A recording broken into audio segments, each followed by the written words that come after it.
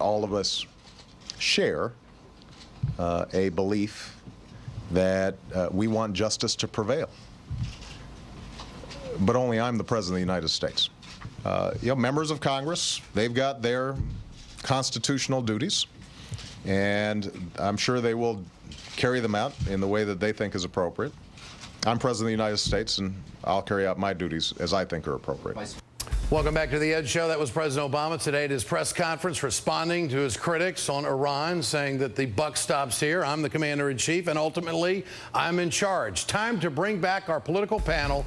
Katrina, vanden, Heuval, also Todd Webster with us tonight, and former Congressman Tom Tancredo.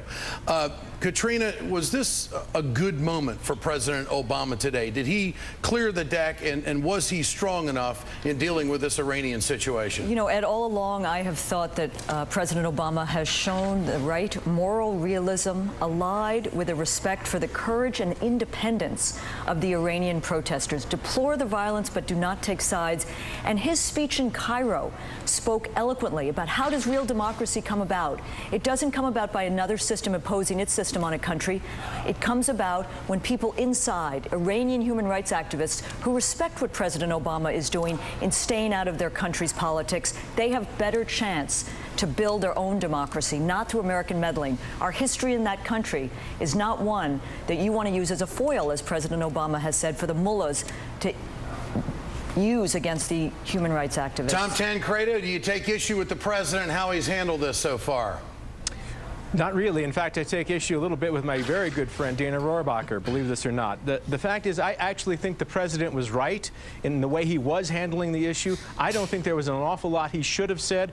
In a way, I was disappointed that he seemed to cave into the pressure he was getting to actually speak more harshly about this in his press conference. I think he was on the right track. Now, here's what he should do. From my point of view, anyway, and I sat on the International Relations Committee with my friend Dana, and I really do respect him immensely, but I have to say this.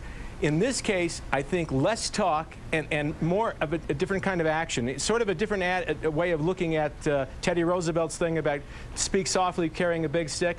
Here's what he could do. Don't use the rhetoric because I think that would inflame things inside Iran. I think it would give the mullahs the ability to say, hey, look, the Americans are the ones fomenting this. But there are all kinds of people. There's the NCRI, the National Council for Resistance in Iran. There's the Mujahideen Khalq. These are the people being held in, they have a camp in Iraq. They want nothing more than to go back into Iraq. They want to overthrow the mullahs. They want to establish democracy, a non-sectarian democracy. They're on our side on all these issues. We could, in fact, use them. The president should take them off the terrorist watch list. The only reason they're on there is because Clinton wanted to cut a deal with the mullahs, and the mullahs wanted them on. Let these people go. Give them some help. You disagree with that, Katrina? I think it's insanity, you don't have to do it out loud. But get them in there. This has led to bloodshed in countries like Afghanistan, Iraq, and it would in Iran. This is insanity. Well, Todd Webster, is the president winning on this with the American? Hold on, Tom. No question. Watching Dana Rohrabacher, I said to myself, thank God the neocons are no longer running the country, and I am finished taking my foreign policy lessons from the neocons. It's crazy. This was a pitch-perfect press conference expressing his support and solidarity for the Persian people.